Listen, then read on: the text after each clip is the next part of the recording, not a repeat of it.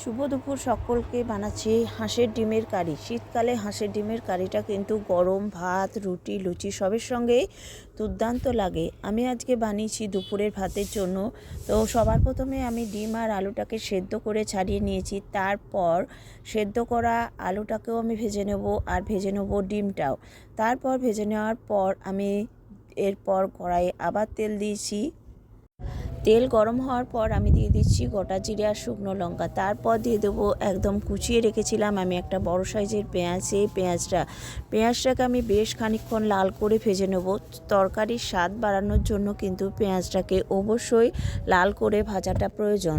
এরপর আমি দিয়ে দিচ্ছি একটা বড় সাইজের টমেটো, যেটা আমি আগেই কুচিয়ে রেখেছিলাম। তারপর দিয়ে দেব আদা আর রসুনের পেস্ট। এই সমস্ত মশলাগুলো দিয়ে আমি বেশ খানিকক্ষণ কষাতে থাকবো। এরপর আমি যে সমস্ত মশলাগুলো দেবো সেগুলো হলো ধনের গুঁড়ো, জিরের গুঁড়ো, কাশ্মীরি লঙ্কার গুঁড়ো, আর দিয়ে দিচ্ছি ঝাল লঙ্কার গুঁড়ো, দিয়ে দেবো পরিমাণ মতো নুন আর একটুখানি চিনি। এই সমস্ত মশলাগুলো আবারও আমি কষিয়ে নেওয়ার পর একটুখানি জল দিয়ে আমি মশলাটা কষাবো, যেন মশলাটা পুড়ে না যায়। আর জল দিয়ে মশলা কষালে মশলাটা কিন্তু খুব সুন্দরভাবে কষানো যায়। তারপর দিয়ে দিচ্ছি আমি গরম মশলার গুঁড়ো। হ্যাঁ, অবশ্যই মশলাটা কষানোর সময়তেই গরম মশলার গুঁড়োটা দেওয়ার চেষ্টা করবে, তাহলে কিন্তু তরকারির টেস্টটা আরও ভালো হবে।